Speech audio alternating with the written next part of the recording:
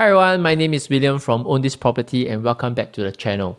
In this video, we'll be looking at two of my top ranked properties in 2025, which is Parktown Residence and ELTA.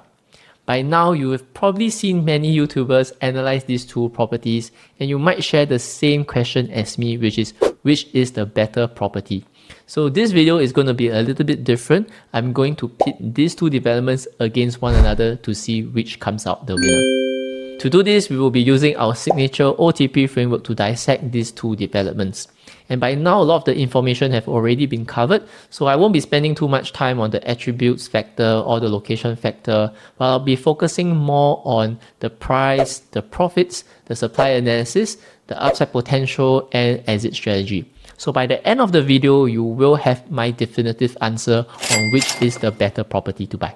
For the first factor attributes, I'm just going to point out some key differences. The first thing is for the unit mix, ELTA is going to be the more old stay centric development because Parktown has a lot more 1 and 2 bedrooms. So there's actually a higher percentage of 1 and 2 bedrooms in Parktown compared to ELTA. Then for density, Parktown sits on a huge plot of land. So its lower density actually ranks as one of the least dense developments in the current property cycle. ELTA's density isn't too bad, but its higher density is also commonplace for higher rise developments such as this. While on paper, Parktown is less dense, if you look at the site plan, there are a few things that I would like to point out. Now, the first thing is that for Parktown, if you look at the left side of the development, the block-to-block distance is actually very narrow. And the starting from prices that the developer quoted would probably be these units which are less desirable. Versus if you look at the right side of this development on the site plan, you'll notice that the block-to-block distance is much more comfortable, and of course they will be charged at a higher premium as well. Another negative is that a huge proportion of the units will also get the west sun. For ELTA, you have the good and the bad. The bad is that for south-facing units, you will be overlooking the AYE, which is going to be pretty noisy. But if you go slightly higher floors, let's say 15 and above, you will get very spectacular views. If you are on the 17th or 18th floor, you actually already start to get the sea views. Now the north-facing units, I think it's a unique selling point over here. If you look at Clermont north-facing units, you have a very close block-to-block distance to the HDB. But for ELTA, the north-facing units are actually overlooking Nanhua High School. So if you get any units that's above the 7th floor, you actually clear that low-rise development in front of you, and you will also get very nice views. So here's a summary of the attributes factor. I think they each have their pros and their cons. Overall, I think they are both good developments, and that is why I think it is a tie here. I rate both developments' attributes a 4 out of 5. Moving on to the location factor, here's a quick summary of the details. So firstly, for Parktown, we are an integrated development, so you will get that direct basement access to the MRT. Versus ELTA, we are slightly further away from the MRT. It takes about 12 minutes walk to get to Clementi MRT. Next, for the schools, especially for the primary schools, I think that Parktown wins here as well. It has a very popular primary school called Poi Ching, which is within 1 km. Although not all blocks are within that 1 km radius, I think the top right blocks might not be. So do your own due diligence before you actually commit to a unit if you are looking to target to get into the school. For the amenities, Parktown also boasts a shopping mall, although it is actually pretty small. You also get a hawker center and a community club. Versus ELTA, most of your amenities will come from the surrounding HDBs. They will give you the coffee shops as well as the supermarket. Now for the USPs, Parktown has a very unique USP of being the largest integrated development in Singapore, and at least for now, it is also the closest condo in Tampines to an MRT.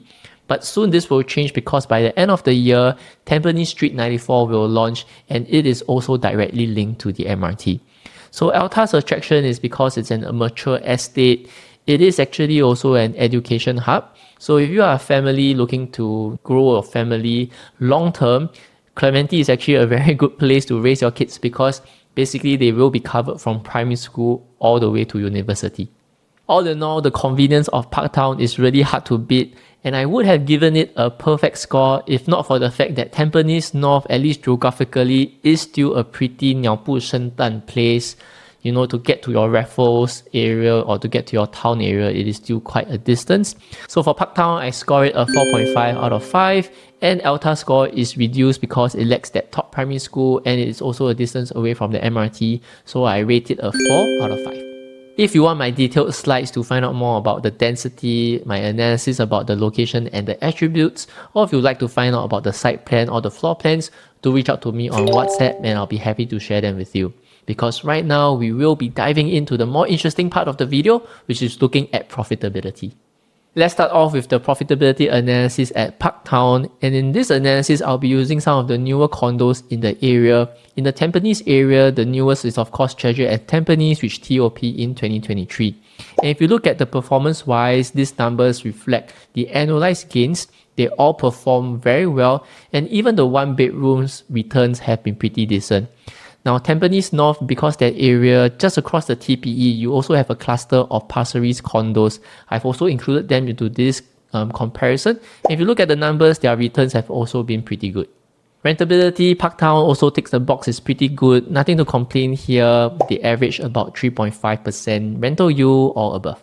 For ELTA's comparables, I've stuck to only the Clementi area, and similar to Parktown, the performance is great, even the one-bedroom units. So its next door neighbor, which is Clermont, that just TOP at the end of last year, has also very strong transaction volume and returns so far. Rental-wise, ELTA also is pretty strong, with rental yields averaging at about 3.7%. Now, your tenant pool actually comes from the surrounding areas such as One North and also the education institutes around us. In future, the Jurong Lake District will also be completed, and I'm sure that there will also be a lot of tenants coming from that area. With their profitability and rentability on par, let's now look at the prices of these two developments to see which one actually stands out. First up, for Parktown, these are the guide prices provided by the developer. And based on these prices, my estimate for the launch day is going to be averaging at about $2,325 per square feet. This is because there's actually quite a few smaller units over here, and smaller units tend to have higher PSF, so this will actually pull up the overall average that will be transacted on launch day. This is also an integrated development, so that comes with that slight premium as well. Next, this is ELTA's guide prices from the developer, and my launch day estimate will be $2,500 per square feet. $2,300 plus per square feet for Parktown and $2,500 per square feet for ELTA. These are OCR properties. Now, is this too expensive? Let's do our signature OTP price gap analysis to determine that. Using the same comparables as we used in the previous slides, I've calculated the PSF premium to Parktown. Now, the PSF of the resale condos have also been adjusted by 5% higher to factor in the URA harmonization. And yes, my eyes definitely did widen. When I look at the average PSF premium, it's about $78 per square feet for Tampines and then $79 per square feet per year for Pasir Ris. This is definitely one of the higher price gaps that I've calculated since using this analysis for my new launch analysis. Now, part of it is due to the integrated status of Parktown. Usually, integrated developments are about 10 to 15% more expensive than their resale comparables. On the other hand, ELTA's PSF premium per year is actually pretty narrow, averaging at about $42 per square feet. So if the developer doesn't go too aggressive on launch day, if they start increasing prices on launch day, I think that ELTA actually has one of the narrowest price gaps for a new launch in the current cycle.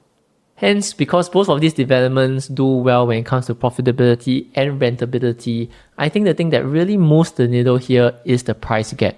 For that reason, Parktown, because of its wider price gap, it scores only 3.5 out of 5, versus ELTA has a very narrow price gap and I score it pretty good at 4.5 out of 5. Guide prices from developers are the starting from prices, which usually represents the poorest facing and the lowest floor unit. And buying the cheapest unit at launch day does not necessarily give you the higher profits in the entire development. And that's why I've created this OTP Ultimate Launch Day Game Plan Guide. In this guide, I will clearly state which are the best stacks to go for. I will rank the different stacks accordingly, what is the premium that you should be paying for different facing units, and most importantly, what is the walkaway price.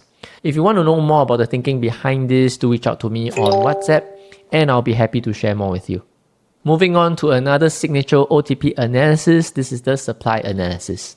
Now for places with low supply and strong demand, they tend to do well, and it is also safer to enter even at higher prices. So the lower the supply ratio, the better.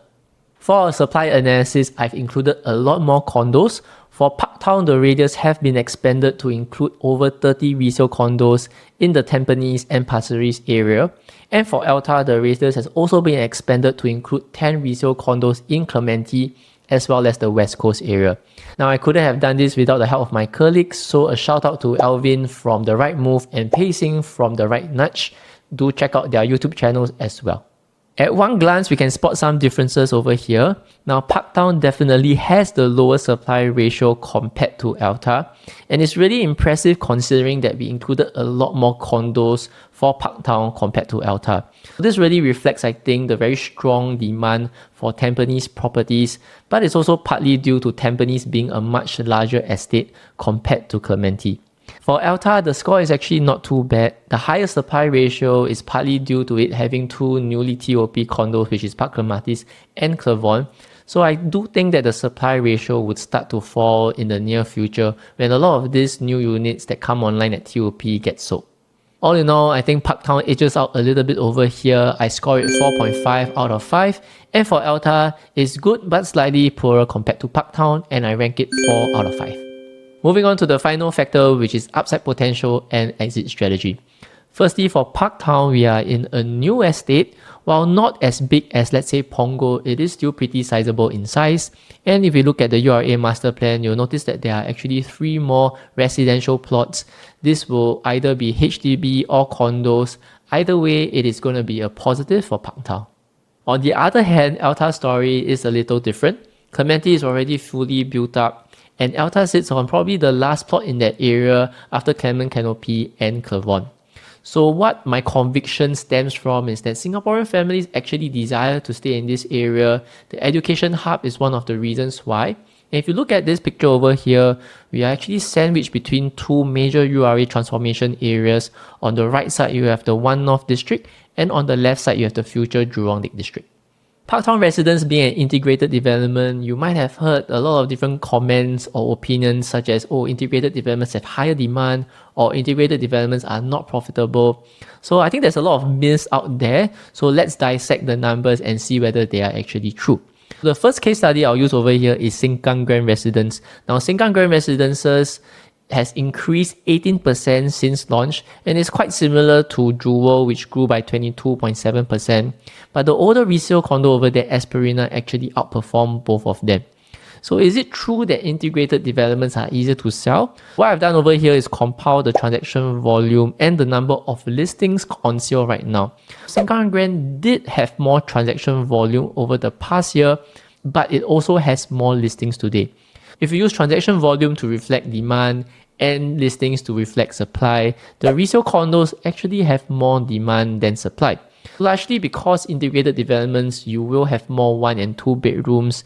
Naturally, these are investment units and it's more likely to have listings at any point of time. The second case study I'll use in the OCR is Watertown at Punggol. It has performed very well, rising 48%, and is still slightly lower than Park Central's and Treasure Trove. Now, the growth gradient you'll notice is actually largely the same because other condos do not have that integrated premium. Their percentage returns, of course, tend to be higher. Looking at the demand and supply, Watertown does also have a higher supply than demand. This is also largely due to the higher proportion of 1 bedrooms, and I know that Watertown layouts are pretty bad. There are some loft style units that the demand generally is pretty low. In conclusion, integrated developments are profitable, especially if they have the right attributes.